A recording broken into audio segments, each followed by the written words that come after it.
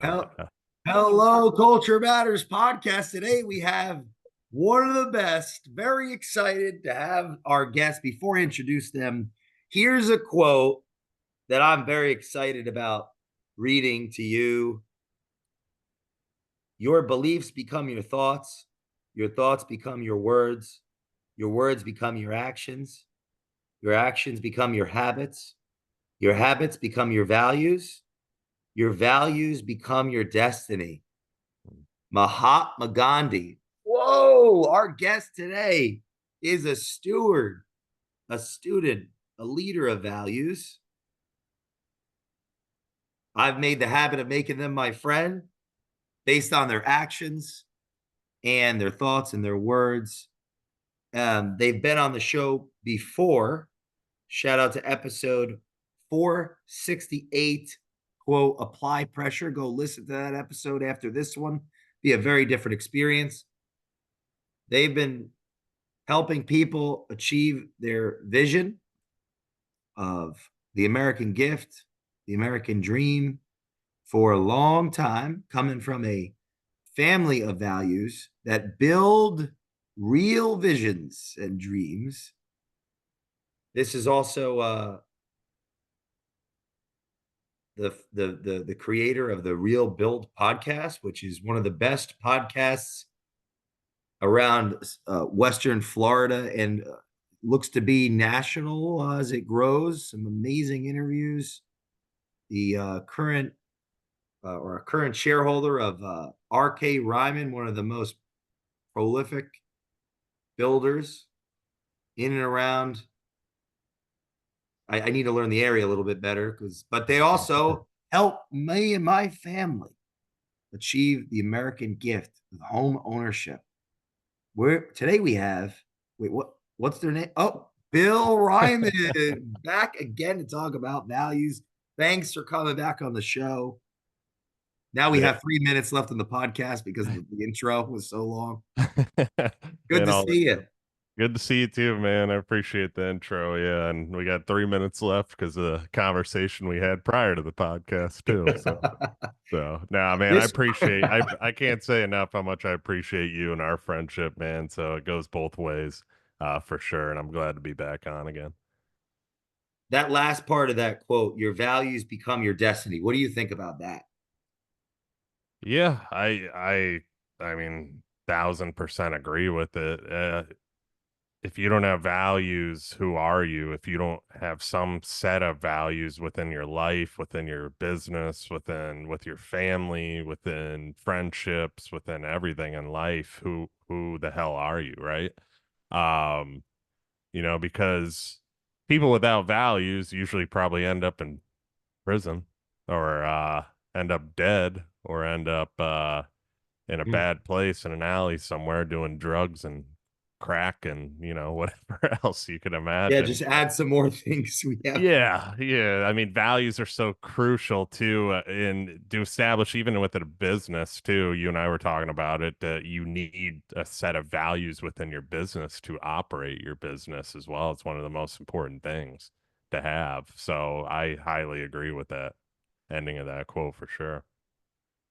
Set and exceed expectations, exceptional communication, integrity, meticulous detail. We are a team. Continue to improve. Clients are family. These are some of the values or all of the values, explicit values of R.K. Ryman. What was the inspiration behind putting in the work to get clear on what uh, your organization stands for? It- 30 years of business, 30 years of great reputation, 30 years of never being sued, 30 years Wow. of just doing the right thing, is kind of where all those values in one pile can come together. I mean, we as a family business, we, like set and exceed expectations. Let's start there. I mean, it's who we are. That's how I sell us too, is And that's how every time I meet with our team, we talk about that too. It's down to the little things, making sure everything's perfect within the house, the punch out systems that we have, the walkthroughs we have, uh, the meetings with subcontractors, the expectations we give to our subcontractors. A lot of our subcontractors, well, all of our subcontractors know that working for us, it's harder than working for other builders because they know the expectation that we have as a company for perfection. Um, and we don't cut corners. We don't just accept that it's just okay. It's that'll do. That's good enough. Those types of words we don't use.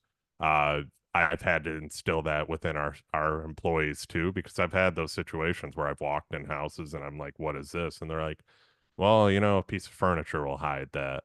No, I don't care if a piece of furniture. There's no furniture there right now, and I see it. So let's make it right. Mm. Well, that's going to delay us. Well, the customer's going to be happier that we take care of that now, rather than being disappointed in a delay. So it's just those types of things, man. It's like I said, 30 years of we're in 30 years of doing this, 30 years of setting and exceeding those expectations, 30 years of no lawsuits, 30 years of integrity, meticulous detail. Uh, um, when going into exceptional communication, that's another one of ours. And that's a huge one for me. Every meeting we have as a team, we're always trying to figure out how we can communicate better.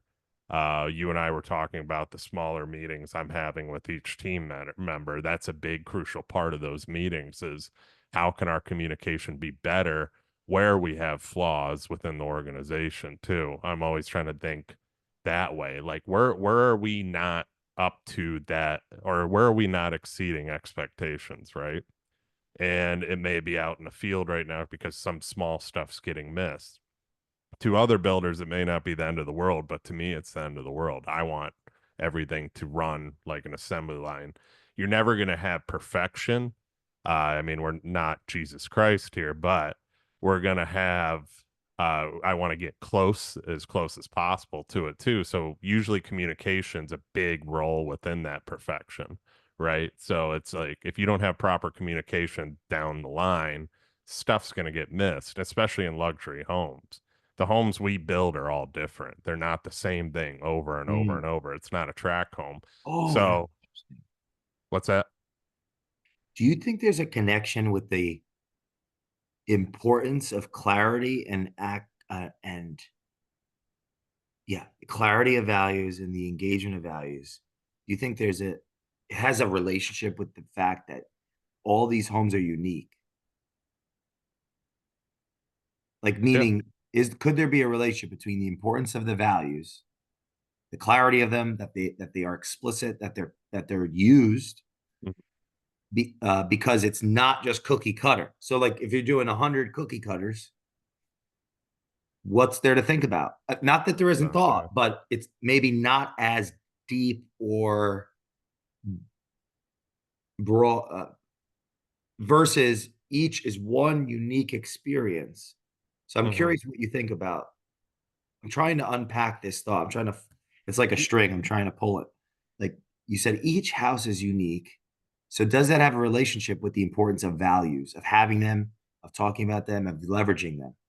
Yeah, 100%. Because if on a similar, so if you're doing cookie cutter houses, yeah, there's nothing to them. I mean, you see like let's say like the big time builders that are doing communities. You go in those communities and those houses in those communities, there's no detail.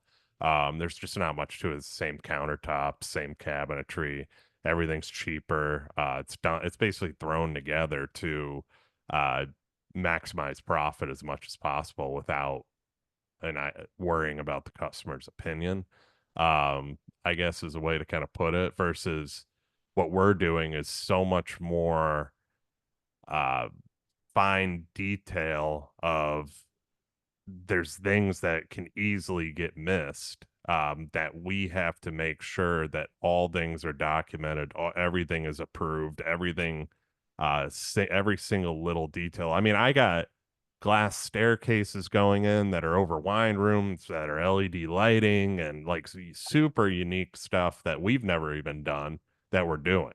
I got all solid concrete structure houses going up that are basically fortresses that there's so much, it's going to be so much concrete work going into these things. I got other details like custom built-ins with all these LED lighting or bunk rooms for kids that have LEDs everywhere. It's just there's so much little detail that we can't miss. And yeah, that goes back to the values of meticulous detail. One of our values right there is we literally want to define every single detail within the house to where it's almost perfect or perfect. I like to say perfect, but Mhm. from the walls too. Like I've done video on this, like how our punch out systems are, where I call it like a booger. I call it on a wall. Like we do level 5 smooth finish drywall. And if there's like a little tiny thing, I'll take my nail and I'll scratch it off and I'll blue tape it. Most people wouldn't do that because most people wouldn't see it.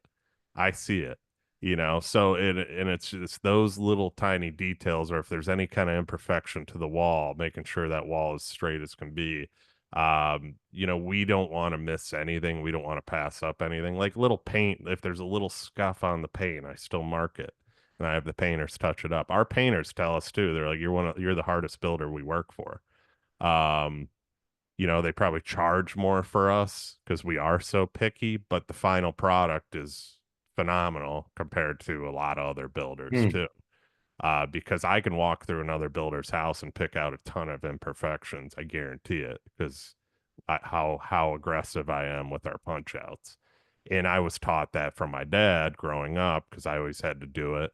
My dad was there too, doing it himself. He was on ladders, blue taping, When you doing think about him, which value immediately comes to mind? as far as the punch out. Set and exceed expectations, exceptional communication, integrity, meticulous detail. We are a team, continue to improve. Clients or family. Which one pops out like a giant, LED sign that you'd be like, that's pops? Meticulous detail, 100% for him. Yeah, because he's that's how he always was. He always was very hands on, and I found myself to our team saying, "This is how my dad used to do it." My dad was always super anal about this being done this way. I as a kid growing up working for him, I mean, he had me on ladders, 2 stories up, cleaning out exteriors of windows and cleaning little paint marks off exteriors of windows. That's how meticulous he was. Nobody's gonna see that. It's 2 stories up. Nobody's gonna see Wow. little Love that. stucco marks on the windows and stuff like that. But he wanted them perfect. I had WD-40. I had a can of You know who WD-40. would see that? Him. God. Yeah, true. That too. No, God I'm not too. making a joke. I mean, people, we could laugh, right? Not that, it's funny, but like that's a Yeah, deep, no, it there's was a it lot of was truth to that, though. It's a very, yeah.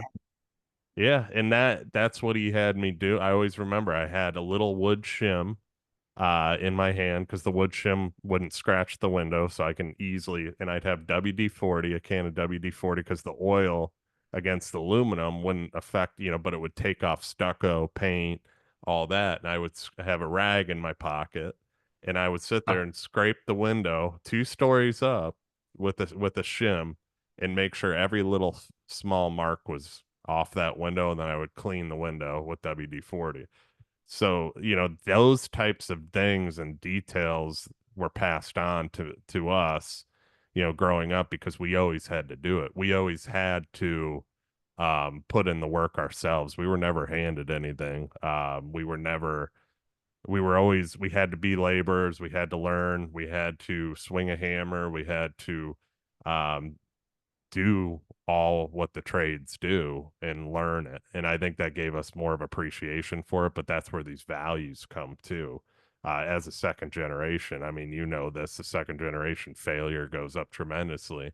I don't think if we went through what we did, I don't think we'd be where we are today, because I wouldn't have the respect and appreciation for this business like I do, and be as anal as my dad was too.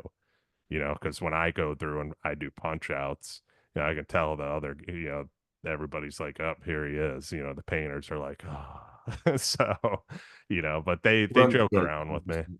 What's and that? I wouldn't be doing what I'm doing if I wasn't raised by grandparents, because Yeah, grandparents actually are the ones that transfer the values. It's the culture. yeah, It's just so profound to think about, who we become yeah. based on how we're, you know, modeled values and things. There's a lot of truth to what you just said. In closing, I want to read this definition then of meticulous detail. It's all in the details. We never cut corners and always strive for perfection. We go above and beyond for every client. If something isn't right, fix it.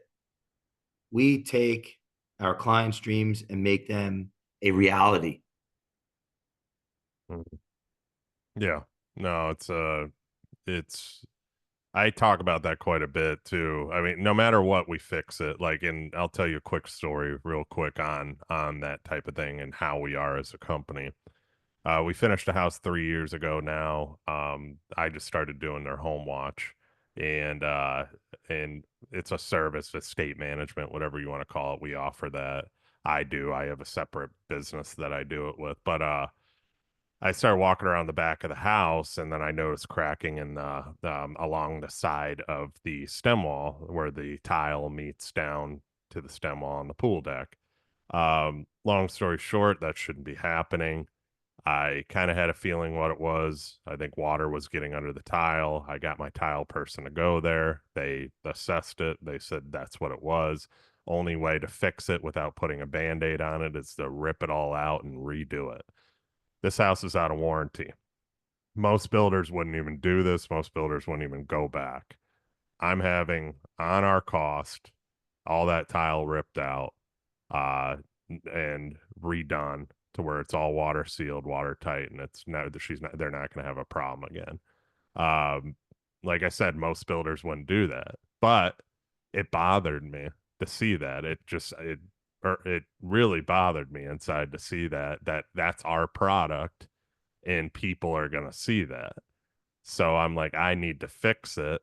And it's not the customer's fault. It is our fault because at the time, were using a bad tile installer. And I can't go back on them because we don't use it anymore. So guess who's going to have to eat the cost?